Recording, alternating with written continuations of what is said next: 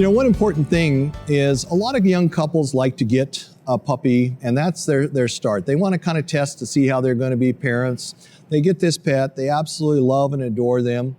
And then somewhere along the line, we decide we're going to bring in a two-legged baby.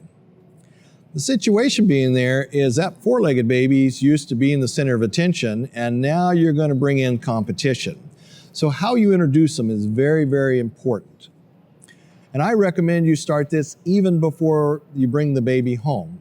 Probably the most ideal thing that you can do is take in an old t-shirt, take in a towel, whatever.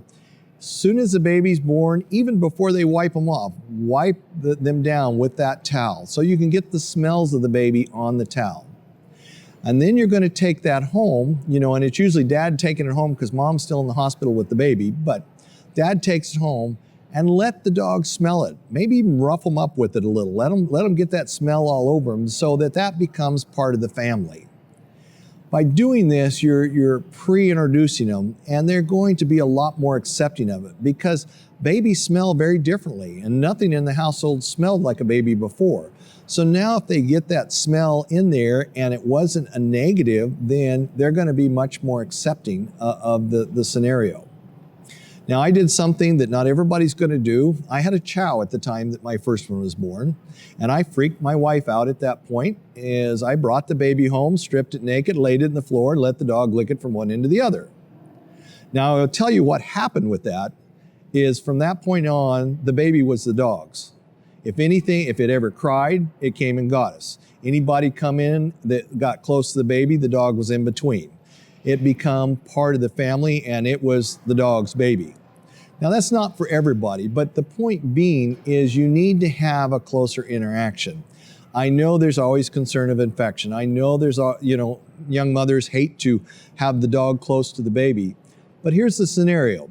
If we don't make the dog and the baby both family at that point, you're going to have sibling rivalry. Because what's going to happen is you're going to spend more time with the baby, and this puppy or this dog that's been the love of your life is going to get kicked to the curb. And they're not going to appreciate it. So it's very, very important. Even though you want to spend all the time with the baby, you need to continue to spend time with the dog. Keep your routine as close as it was as you can before.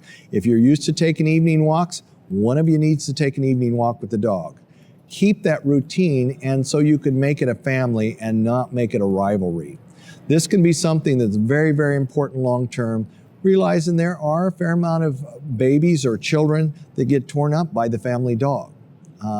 But I'm willing to bet that a lot of them is because they were poorly interacted. Now, when they start getting mobile, we got a whole nother set of problems here.